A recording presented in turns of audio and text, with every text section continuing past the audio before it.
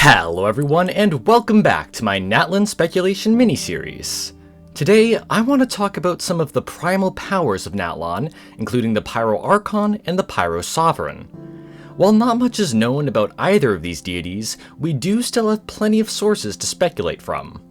Now, this video does contain spoilers for the quests listed on screen now, so if you haven't done those, you have been warned. With all that said though, let's get right into the video.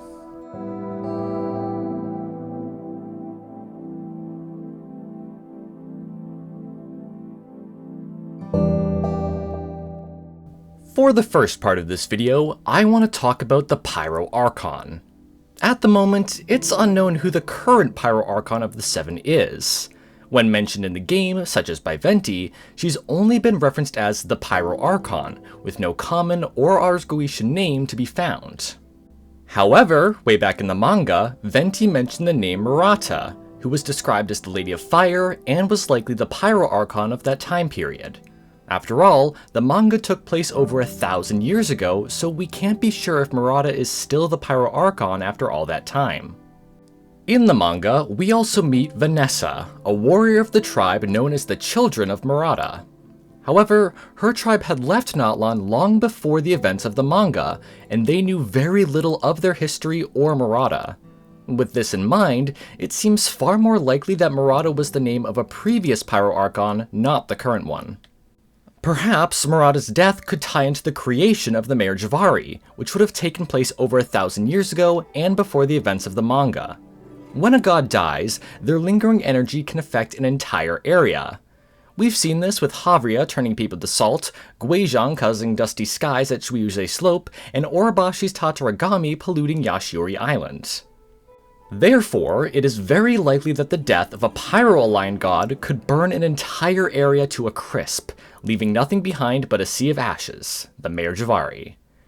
These events would have had to happen over 1,000 years ago, as Vanessa's tribe left Natlan long before the manga, and the Wanderer's troop performed in the Ashen Sea 1,000 years ago. In the lore of the Lava Walker artifact set, we also learn about a phoenix that dwells within the Mare Javari. Combining this fact with the title of Natlan's Archon quests, Incandescent Ode of Resurrection, it's possible that this phoenix could be the Pyro Archon themselves. Perhaps when the Pyro Archon dies, she can hibernate for a time being before resurrecting, much like a phoenix would. As such, Murata could be both the previous and the current Pyro Archon. The Archon quests would then involve us figuring out her secret, or perhaps even helping her recover memories of her previous incarnations. I've speculated before that the Pyronosis could be lost, and we may have to assist in finding it. Moving on though, I want to discuss some of the very special creatures that we will get to meet within Natlan. In the version 4.7 special program, we finally got our first look at Natlan. This teaser showed us the amount of variety in Natlan's landscape, but it also gave us a glimpse at the Saurians that call the nation home. Saurians are the dragons of Natlan, though they are quite a bit different from the Viships that we've met before. According to Nouvellette, they have undergone long years of development and evolution, allowing them to gain unique traits and abilities. In addition, Ranjit and the recent Saurian Surge event tells us even more about these wonderful creatures. Saurians closely exist with the humans of Natlan, acting as their companions. The warriors of the nation also dress in imitation of their Saurians and are said to look every bit as brave as them. Now then, I think it's time to take a look at each of the Saurians that we got to see in the recent Natlan teaser. First, let's focus on this Geosaurian seen at the very beginning. They are able to drill underground and travel beneath the surface, an ability which also allows them to travel up walls. Additionally, they can fly out of the ground in a spinning motion to jump between surfaces. According to Ranjit's dialogue, these Saurians are very likely called the Tepetli Sauri.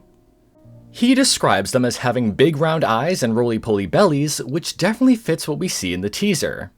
He also says that they live in the mines of eastern Natlan, which is likely one of the first locations we'll visit in the upcoming nation. These mines are also home to the Nanatskayan people, also known as the Children of Echoes. The phrase Children of seems to be the basis for the names of Natlan's tribes, as we now know about both the Children of Murata and the Children of Echoes. Getting back to the teaser though, the next Saurian shown seems to utilize two different elements, those being Hydro and Pyro. We first see it swimming through a lush area filled with water, before it transitions to swimming in the lava of an underground cave. It's also shown to be able to swim up a special lava fall, which will likely be an exploration feature. In my opinion, this Saurian in particular shows how different these dragons are to ancient dragons. A pure bishop is only able to utilize one element, but it seems that some of the Saurians will be able to utilize at least two. Now then, the next Saurian shown in the teaser appears to be a Dendrosaurian. This one is shown to have a long tongue, which is used to grab and throw a certain object. Additionally, it can use this long tongue to grapple through the air and reach high up places. At the very end of this teaser, we also see one last Saurian, a flying red one. Ranji did mention flying Saurians known as the Iktomosauri, which may very well be this one. As such, it may be represented by the bird symbol on the left of the teaser's start. Speaking of these symbols, there are 6 of them, which seems to imply that we will be able to meet 6 different Saurians throughout Natlan. Each of them would likely have unique abilities that allow us to traverse Natlan with ease. Additionally, Natlan also has 6 tribes, so each Saurian may very well follow one of the tribes. Now then, while we have seen the many Saurians of Natlan, the Pyro Sovereign is an entirely different story. As I've mentioned, the Saurians are much more developed and evolved creatures, something that the Sovereigns typically aren't.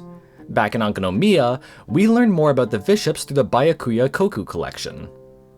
In these books, we learn that Orobashi experimented on the hydrobathismal Bishops that inhabited this region. These experiments caused some of these Bishops to stray to impure cryo or electro variants. In the same book, we also learn about a prophecy which says that the Dragon Sovereign of Water will be reborn in a human form. As we see in Fontaine with Neuvillette, this did end up happening. As for why this happened, Sovereigns can only be born from dragons who are elementally pure.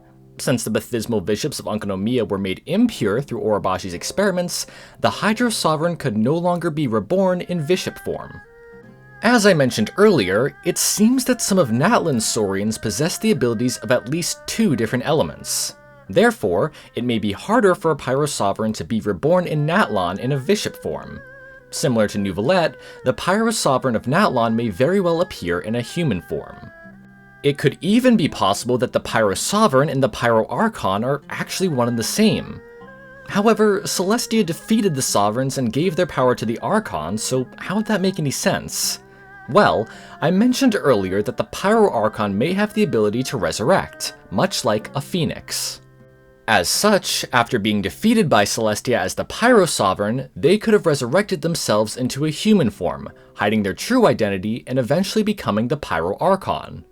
If they lose their memories while resurrecting, they themselves may not even know that they're the Pyro Sovereign, and we may have to help them uncover the truth.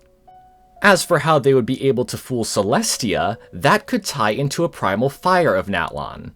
I've speculated before that Natlan could be home to a primal fire, similar to Fontaine's Primordial Sea. I've also discussed the idea that this primal fire could be related to Arlecchino's power and the Crimson Moon dynasty of Khaenri'ah. Khaenri'ah was located underneath Sumeru, which is right next to Natlan. Therefore, it is possible that ancient Khaenri'ans were able to find the source of the primal fire and use it to their advantage during the Crimson Moon dynasty. We saw in Arlecchino's story quest that her powers are related to memories and can even erase them. If this power does stem from the primal fire, it could very well have a similar effect. When resurrecting, the primal fire could have also been used to burn away the memories of who the Pyro Sovereign truly is. As someone who isn't connected to Irminsul, it would be up to the Traveler to solve that mystery. Additionally, this power could be why the children of Murata didn't know much about their history. After all, we only know the name of this tribe from Venti, not from Vanessa or her tribe.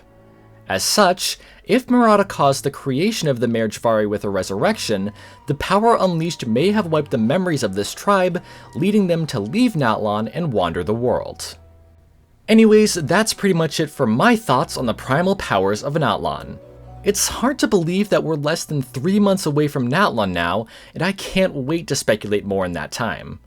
In the meantime, if you want more Natlan lore, I recommend my videos on the Harbingers of Natlan, Natlan's Art of War, Unfinished Reverie, and the Merjvari.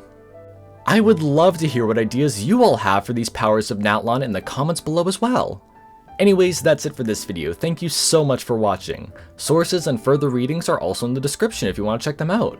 I hope you all have an amazing day, and I'll see you all in the next video.